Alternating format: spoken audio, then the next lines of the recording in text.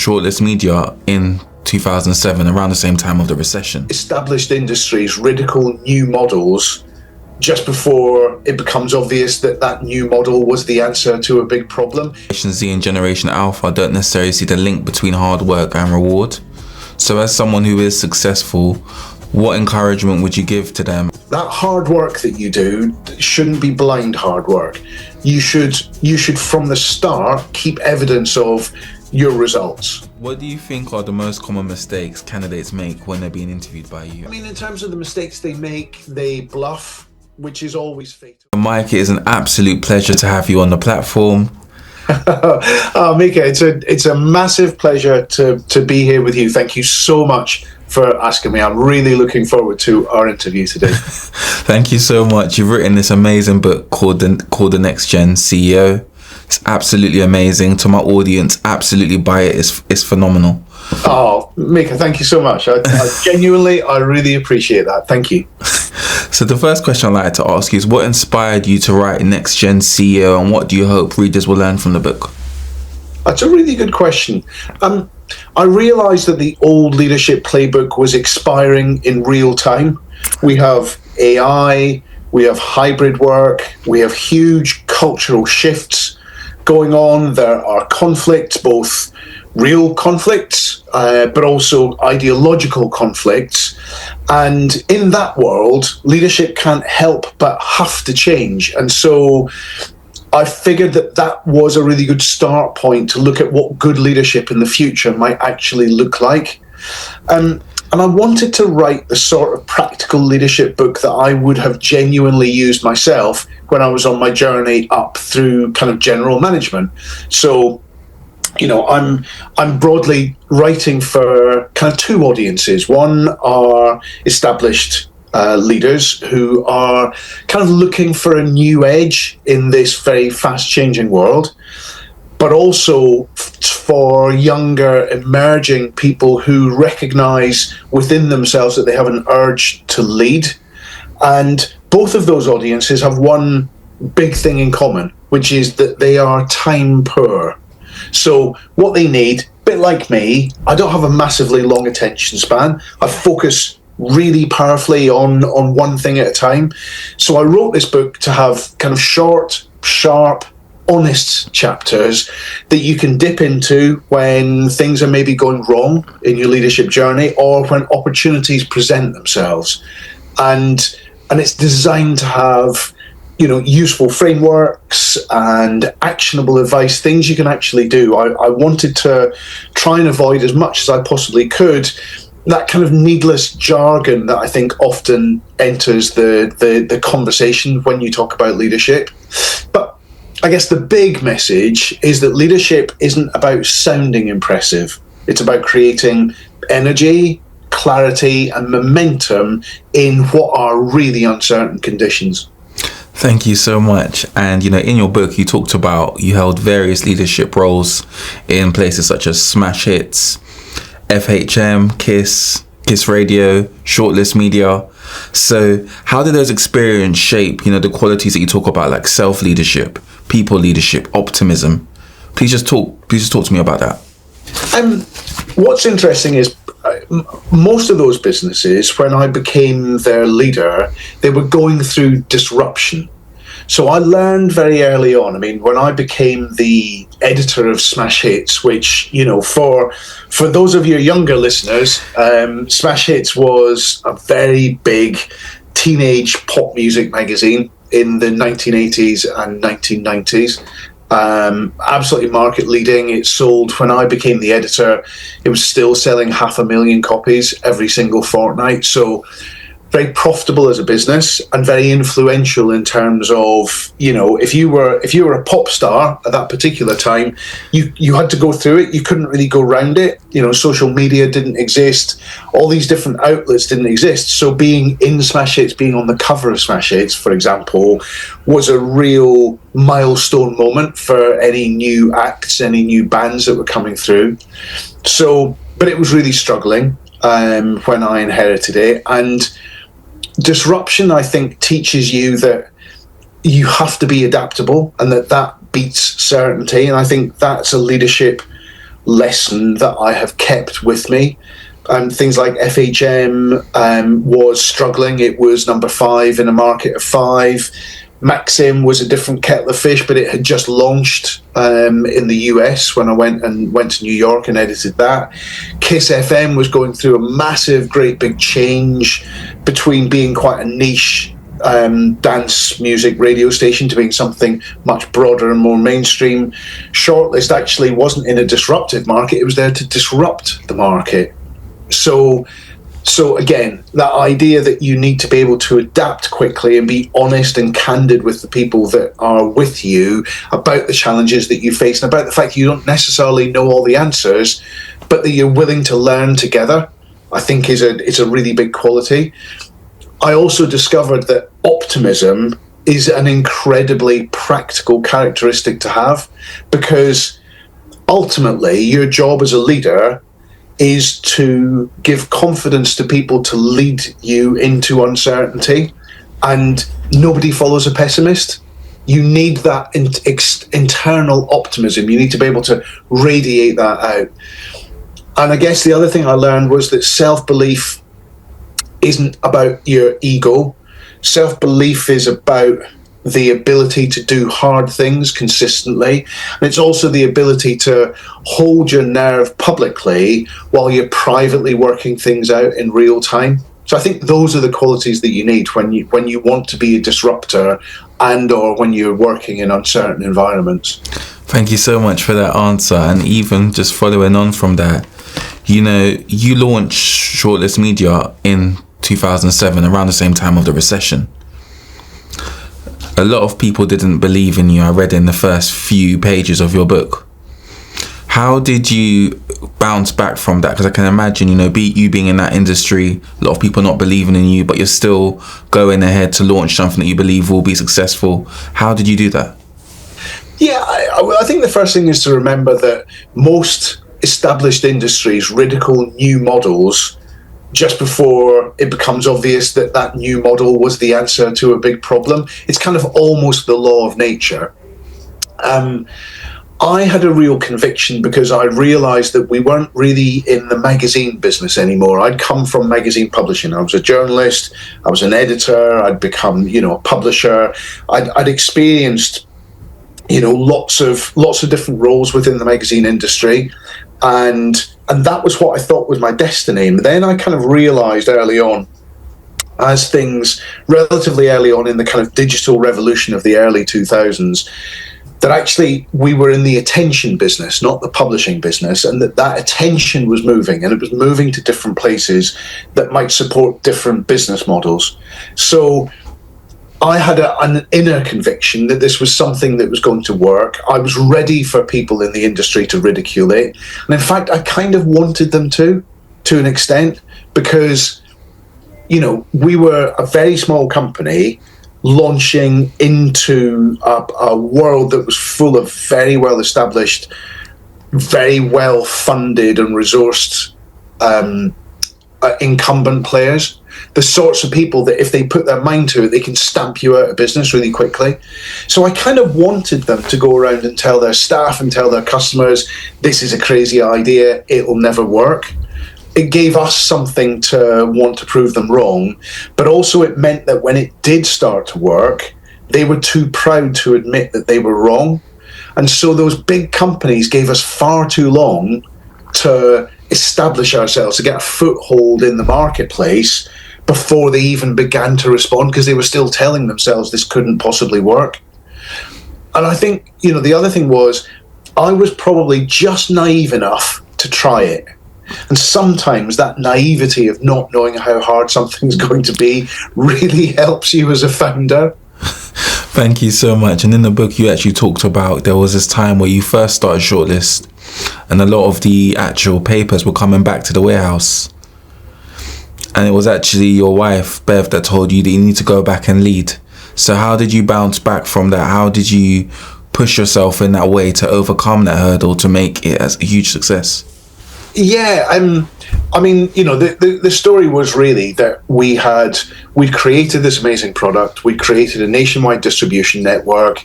We had so convinced ourselves that the first week's issue, ShortList was a weekly magazine, and that the first week's issue, it was a great magazine. It had great targeting. We knew who it was for. We were out there on the streets with hundreds and hundreds of merchandisers. And of course people would pick it up. Do you know what I mean? We'd convinced ourselves that final step in the customer journey was an easy one. Actually, it proved to be quite a difficult one. Even if you're giving something away for free, even if it looks good, if people have never seen it before and you've never marketed to them the benefits of picking it up, they will walk around it because they don't want to take the chance. And that was what happened. The first week I was there at the distribution warehouse in Enfield. We put 300,000 copies into London, and most of them came back. Most of them came back into the warehouse that afternoon, and I was there to watch them coming back in. What I kind of imagined would be sort of empty vans came back almost full, and it really rocked me because I suddenly realised that this was something that I hadn't taken account of in the business plan, and it was the great surprise in the whole thing. And I knew that back in the office, people were waiting for me to come back and to tell them how we had done. So, kind of shaken by this, I went to the car and sat down. And I was quite emotional because I thought this could be the end. This could be the absolute end of my career, end of everybody else's careers. What have I done? And so I phoned Bev, as I often do in moments of crisis, and she really poured concrete down my backbone. And she said, look, come up with a plan. There will be a plan. There will be a way out of this. And she was absolutely right. There was totally a way out of it by overperforming on the other weeks that we had in the ABC period, which was the period that we needed in order to provide an average figure of sales across a 3-month period. And then go back in. You know the truth, but also because you know the solution, you don't need to betray how you feel right now. You need to go back in there and lead. And she was 100% right. And I walked back into the office and all heads swiveled round to me. And somebody said, so how did it go today? And I went, it was a triumph. Not because it was, but because I had the optimism of a plan, which I'd written down on the back of a sheet of paper long before I went back into the office, to show that it would work. And that was what we had to kind of take us through. That's incredible, and it moves on nicely to my next question, because you also talk about in your book that Generation Z and Generation Alpha don't necessarily see the link between hard work and reward. So as someone who is successful, what encouragement would you give to them, and why do you think any successful leader needs to be able to work really hard to achieve success? I have enormous amounts of empathy for people who are relatively new in the workplace, because they're working to an old idea of what work was there for. And there was a contract, which was if you work hard, the company will look after you, you'll be promoted, you'll eventually earn enough money that means that you can afford a mortgage and you can have a family and you can have a couple of holidays and a car, and that kind of sense of, you know, you can be your own person. You have your own destiny in your hands. And I think that has changed quite dramatically over the last 2 or 3 decades, to the point where there's far less loyalty on both sides of that equation. Employees feel far less loyal to their employers, and likewise employers are now far more fast and loose about their loyalty to the people who work for them. And the cost of living has meant that even those very basic things that the previous generations counted upon are now moving really quickly away from the means of newer generations. So I think, I wish there was a magic wand that would solve the cost of living crisis, but I guess there's not. And all you can do is recognize that you are your own HR department and you have your own destiny in your hands. Build proof. That hard work that you do shouldn't be blind hard work. You should from the start keep evidence of your results. from your improvements, from how you've increased revenues if you're in a revenue generating job, of how you have improved impact in terms of processes or production if you're in that kind of role. Because that's the foundation that allows you then to tell the people who are in charge of your immediate destiny how good you are. You know, leaders notice specifics more than effort alone. And if you feel consistently overlooked by the people above you, you've also got to take that at face value as well. Sometimes that means they are just overlooking you. Now, that's their failure, not yours. But sometimes progression requires movement, not patience. So I think I've always been an ambitious person, which is to say, I've always been ambitious for whatever it is I'm working on at that time. I've not necessarily been personally ambitious. It hasn't necessarily been about me and my status or my remuneration. But everywhere I've always worked, I have a core determination to make sure I work really hard to make sure that the organization or the venture that I'm in is as successful as it possibly can be. And I have found over time and over multiple examples of that being ambitious for everything there gets you much further than being ambitious just for yourself.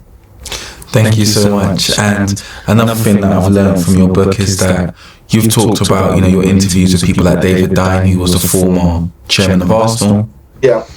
And even his faith in Arsene Wenger. How did some of these interviews influence your own approach to leadership? I think it's incredible, some of the interviews that you've done in the book, and please feel free to talk about some of the others as well. Yeah, of course. Yeah, I mean, I was really lucky. I guess I have a network now that kind of allows me relatively easy access to lots of different people in lots of diverse organizations and people with kind of great track records. And I was really keen to speak to as many different leaders from different sectors and different organizations as I possibly could. So yeah, it's, you know, everybody from Alan Sugar right the way through to the leader of the captain of a British Royal Navy submarine, and you learn extraordinary things from speaking to that range of leaders about leadership. When it came to David Dein, I mean, I'm an Arsenal fan, and so it was kind of it was a pleasure to go and speak to somebody who has had real impact over time on a team that I have followed and you know, kind of support. But this wasn't a kind of a Gunners love-in. I was so interested in his experience of changing the way that sport is perceived through the Premier League. He was one of the main prime movers in creating the Premier League, which is now, you know, which will go on to be the richest league of any sport of anything in the world in the next 10 years. And he was somebody who took risks and who backed interesting, innovative new people. And I was most interested with David in finding out how do you motivate great, really talented people when money is taken out of the equation? Not because you're not paying them anything, but because you're paying them so much. So how do you persuade a player who is, in their 20s and has already earned enough money that if they never kick a ball again in future, they're completely set up for life? How do you then get them to feel that hunger on the pitch and that drive and that teamwork? And it was just really fascinating what he came back with. And he talked about, great leaders needing support during difficult times, not just applause, when they're successful. That stability and belief can often outperform constant dramatic change. And we talked about the fact that organizations, too many of them, panic at exactly the wrong moment. So a lot of what he preaches is how you keep faith with people and systems and philosophies. So how there's a difference between tactics and strategy, right? Tactics are decisions that you can make, which you can change quickly. Whereas strategies are long-term decisions that once you've made that decision, it's very difficult to go back on it.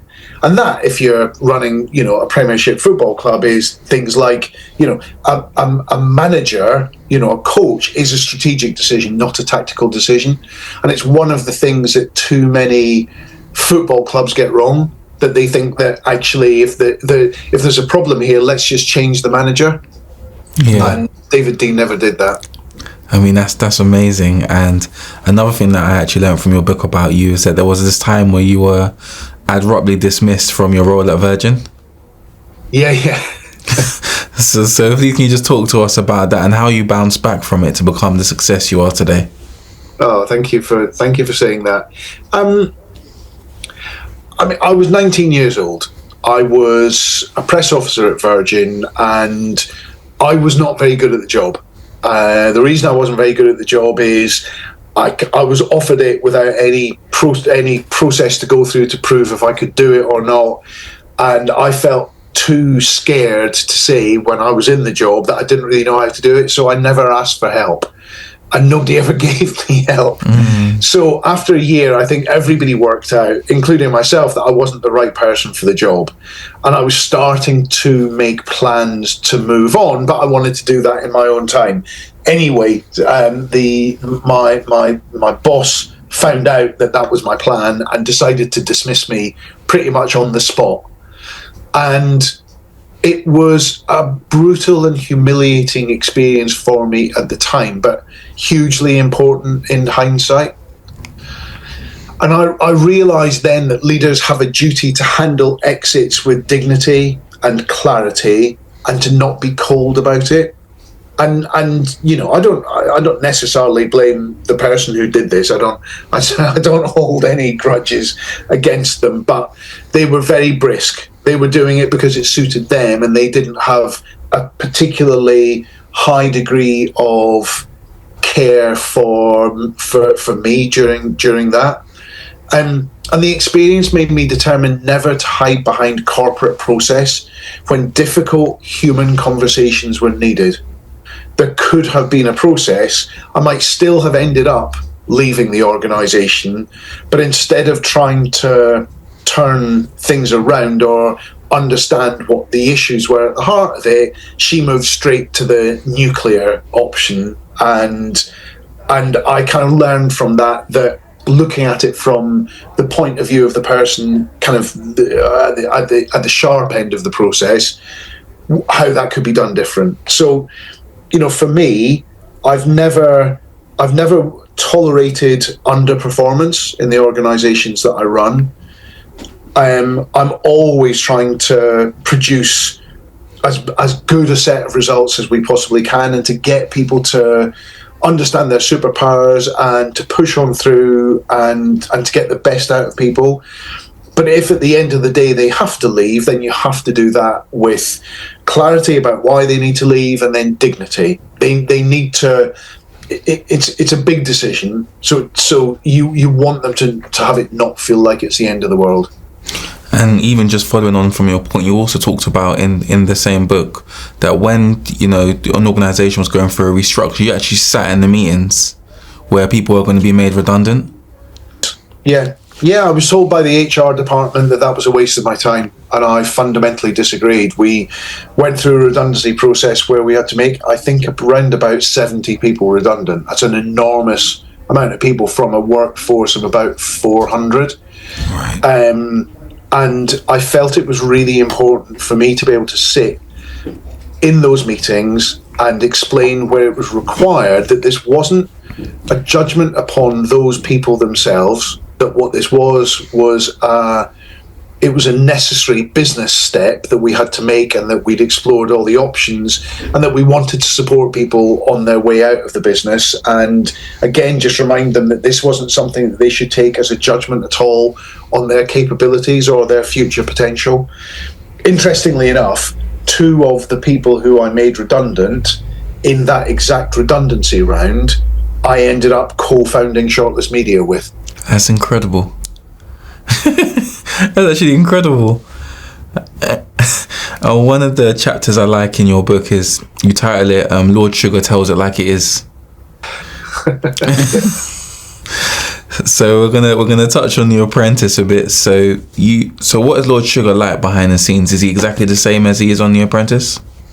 Yeah, he doesn't play a role. None of us do, to be honest. What you see is a curated version of the real person. Yeah. So what's Alan Sugar like?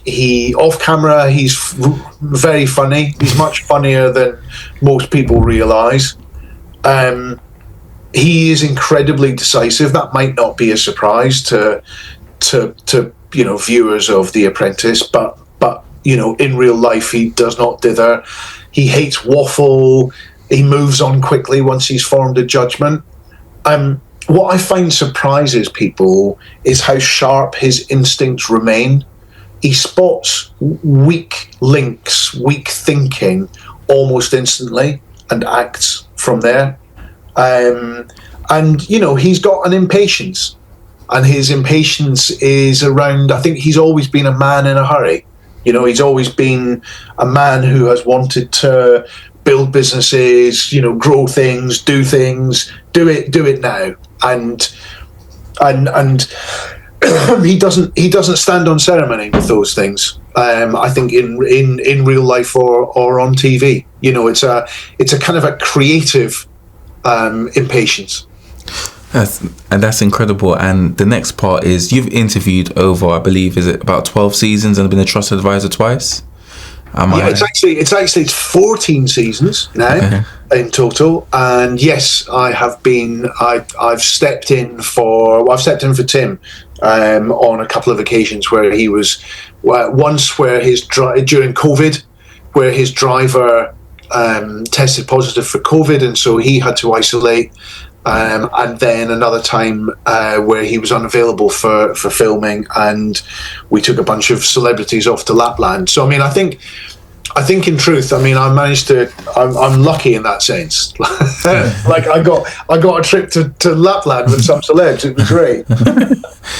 And what do you think are the most common mistakes candidates make when they're being interviewed by you? And what do you think are the good things that they do that make you think, okay, this person could win The Apprentice? In terms of the mistakes they make, they bluff, which is always fatal, because as an interviewer, I'm going to carry on digging. I know the truth. I know what the true answers are before I ask them, because I have spent, on average, on each candidate's business and CV and application to be part of the process, I've spent a working day digging through it and researching it. Don't forget, these are businesses which often they're in sectors I may never have had direct experience of, but I have a very wide and engaged network, and I always pick up the phone. If I'm looking at a business plan and it's in, industrial waste disposal, I will find a way to speak to one or two CEOs of industrial waste disposal companies, and I will ask them about the marketplace and the dynamics within it and the profit margins and everything else. So I've deeply researched everybody before I interview them, and that means when they start to bluff or start to become vague, I will pull them up on it really quickly, because I know the answer and I think they should know the answer. They often sometimes they'll confuse confidence with aggression. So some of them will be, I like to have a bit of a back and forth with the candidates. Like, I don't want them just to meekly accept what I say. If they disagree with what I say, then let's have it out, right? Let's have a proper debate. Because ultimately, I kind of want, my process is not to weed out the weak candidates, it's to find the strong candidates. And so a strong candidate will push back. Sometimes when they don't really feel that confident, they'll become a bit aggressive, and the strongest candidates are usually much calmer than people expect. When I always think about this, I always think about Ricky Martin, who won in season 12, so kind of 8-9 years ago now.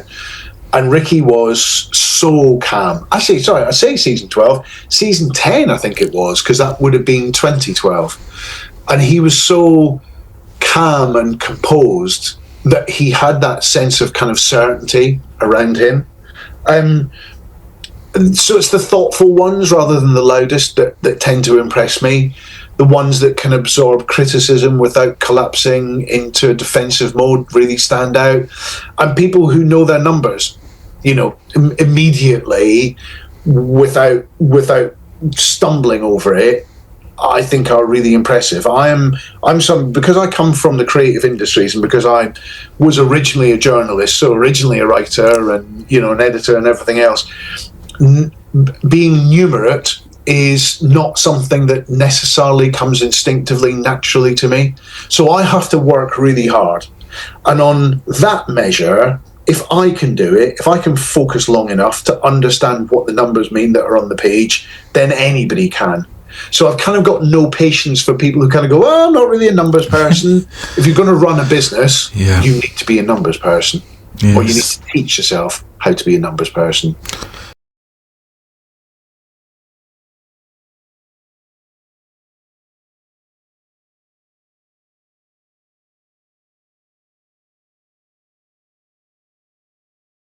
I mean, I can't believe for a moment that producers said that to him, because in my experience, they don't. So I think that's probably something that he's managed to invent in his head. And secondly, because genuinely they don't, because the producers of The Apprentice have to let things roll out as they are. Yeah. Because otherwise, if they give a candidate direction on something and that candidate then follows it and then they fall out of the process, then of course they'll just blame the producers. Mm-hmm. So therefore the producers are very, very careful never to give direction or advice or that kind of thing. So I don't believe him for a moment there. But his numbers were, I remember doing the interview. He produced these numbers, reams and reams of numbers, because he used AI to create his entire business plan, if he's honest.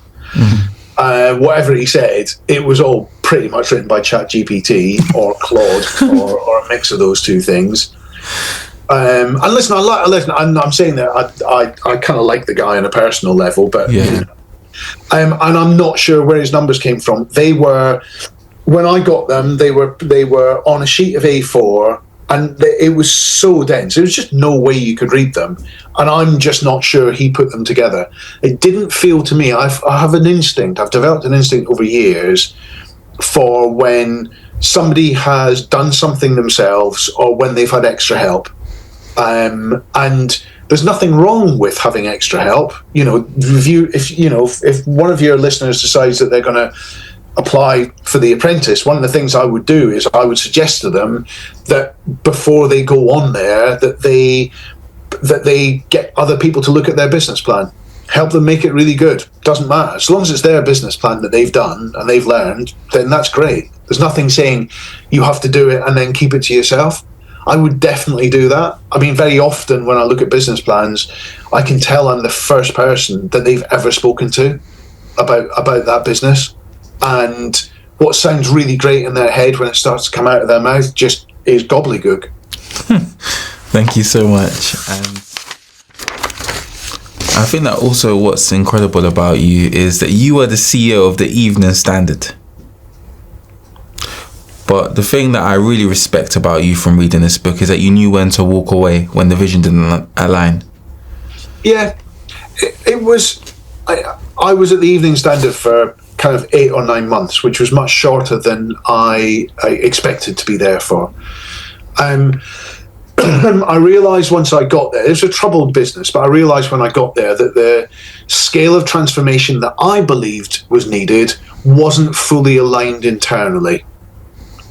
And if you're leading a business like that on behalf of somebody else, on behalf of an owner, it becomes impossible if your values and your strategic direction just drift too far apart from that person's. And what I feel is that sometimes stepping away is healthier than pretending that alignment exists when it doesn't.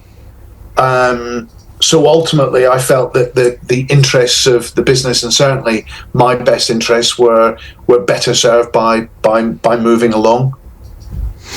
And I think that you also focused upon another really good case study, which was the one, I believe, of Ben Francis of Gymshark. Yeah. I love Ben's story. You know, I often think, you know, I've written a book called Next Gen CEO. Is there a next gen CEO out there? Is there somebody I would point to? And I think it's probably an amalgam of people, but I certainly think that emerging leaders and established leaders can learn such a lot from Ben's story. You know, here was somebody who, in his early 20s, through some hard work, but huge amounts of luck as well, managed to establish a gym wear brand, a domestic gym wear brand, right at the point where athleisure became a real category. And, you know, in a few short years, he built a company of kind of quite significant scale. And then he thought to himself, I need to try and do this properly. So I'm going to do one of these 360 appraisals. You know, that one where you get everybody, all your colleagues are invited to review you, you know, very candidly, very frankly. And so he got this 360 done. It came back and it was coruscating. I mean, it was brutal. And all the people who reported into him had anonymously reported back that he was a bad leader in lots of ways. And I've been there myself, right, with appraisals. And when you get something back, and your first instinct is to dismiss it. That's not true. That's not me. I don't recognize myself. Your second instinct is to start reading them and thinking, right, who wrote that bit? And that, of course, and you know, you grow out of that, but it's definitely the first thing you do. And Ben did exactly that, and he left it on the side of his house. And he went off to the gym, I think probably to pump some iron and get some of that frustration that he felt out of himself. And he got back home, and his partner was at home. And he was just about to say to her, and she'd obviously read the document, this feedback document, and was just putting it back down on the side. And he was about to say, that's a load of rubbish, isn't it? And she stopped him and she said, that's the most you thing I've ever read, Ben. And that was the moment where the penny dropped. And he did something which I think is extraordinary and inspiring, which is he decided that he was not good enough at that point to be the proper CEO and leader of the organization. So he went out and he found somebody who had much, much more experience than he did, and he gave them the role of CEO to run the company. And he took up the role of, I think it was head of brand or director of brand. And then to help him do that, he hired somebody else, a number two in, to be deputy head of brand. And after a few months, he recognized that deputy head of brand was better than he was. So again, he stepped away, promoted the person underneath him, and then started a process of moving over the next few years through his company, in different parts of the company, learning how it all worked, until such time as he felt confident and qualified to take the reins again as CEO. And I'm so full of admiration for anybody who can recognize that they don't know the answer, and not just performatively say, oh, you know, I'm not quite sure what we're doing here, but to actually act and do that, I think requires such a deep self-awareness. I think it's so impressive. And the one thing that I really love about the book is that all of the case studies, so you've looked at the CEO of Microsoft, you've looked at Elon Musk, you've looked at all of these incredible stories, and I enjoyed reading every single one. So what made you think about putting all of these case studies in to illustrate your points? Was there like a reasoning behind it, or was it just something you felt was...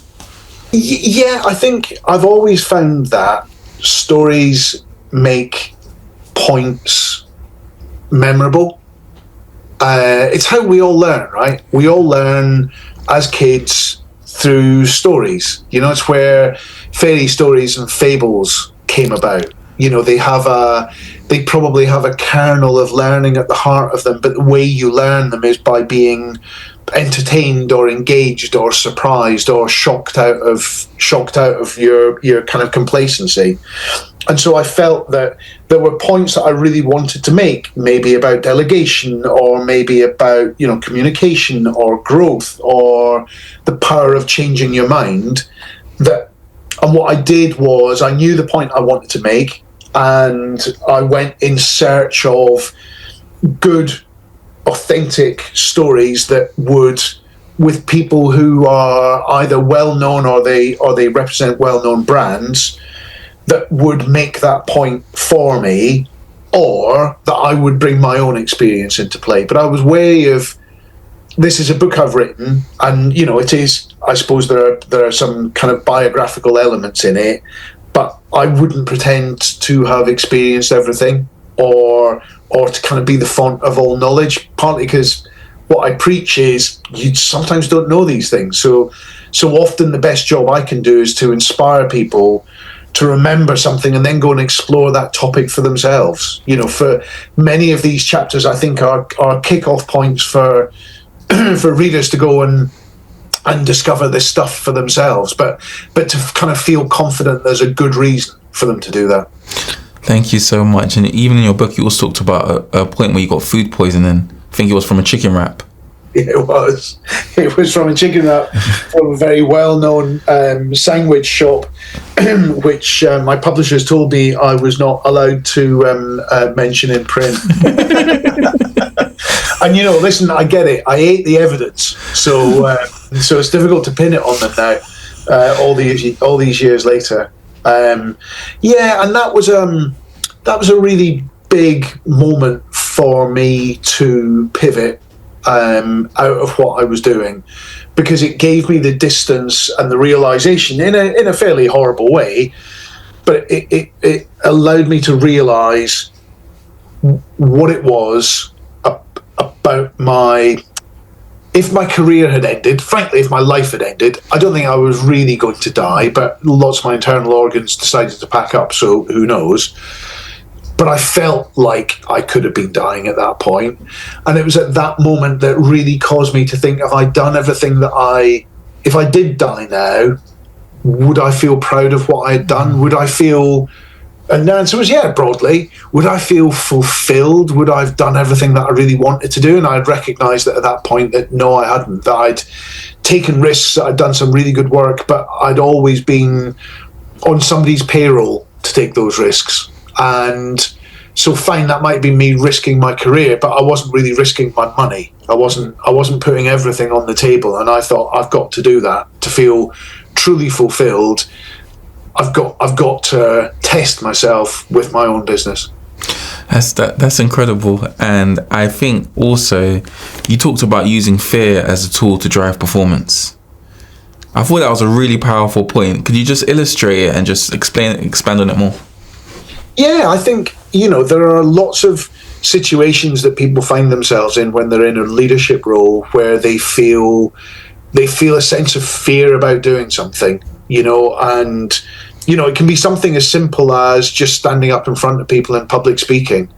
There aren't that many people I meet who aren't underneath it a bit afraid of being so vulnerable and so there, and what mistakes they might make, and how this could be the end. People often, when they're in an uncomfortable situation, start to catastrophize, and I've learned over the years to use that fear as a way of leading into it, I suppose, and using it as a way of sharpening everything.